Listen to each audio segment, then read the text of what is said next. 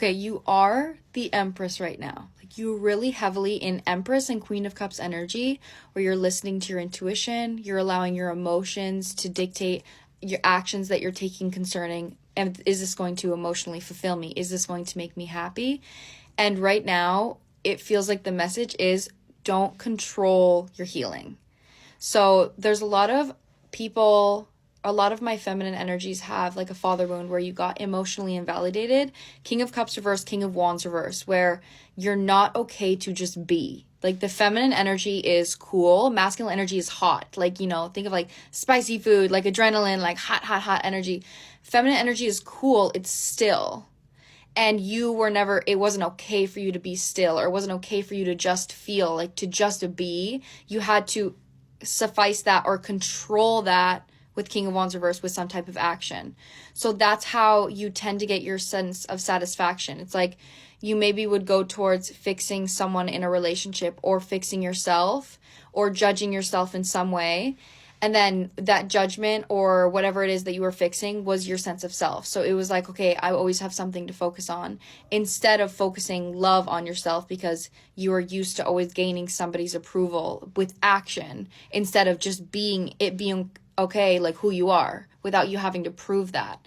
So it feels like right now on your masculine side, like you're kind of being asked to recognize how much it is that you've been through, and allow yourself to reflect on your past, so you can clearly see why it is that you struggle so much with the things that you do right now. Because it's kind of needing to, the Empress and the Queen of Cups is bringing me to this energy of bringing a feminine perspective, or feminine like empathy, loving, unconditional love to the eyes of your past, so you can clearly see yourself.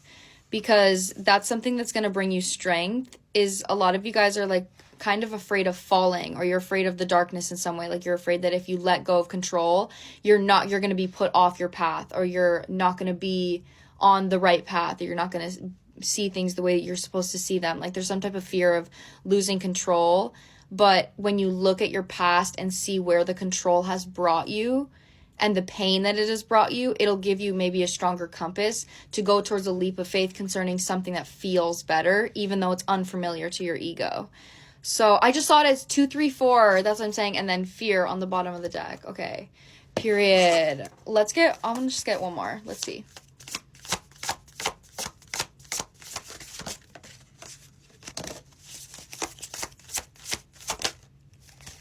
Okay, see, I just said 2, 3, 4, and then taking steps is coming out with friends and colleagues. Okay. What's friends and colleagues? Okay, yeah, the sacred temple. A lot of you guys are being asked right now to make sure that you're getting your advice from within. You're taking time to meditate, to take a time to feel good for yourself. So you're doing something where you're detached from the outcome and you just feels good. And then you use that as a compass to bring that sense of peace out when you're talking to friends or when you're talking to people. Like, it essentially feels like you're also learning how to know when your energy is actually drained. That could be something that you're learning, is like when you go towards something or some type of fixation that gives you a false sense of energy, and then you end up being really, really tired because it was a false sense of energy. Like, that's something that you're kind of being asked to recognize within yourself so you don't overextend your energy. Okay. I really hope this resonates. I'm sending so much love.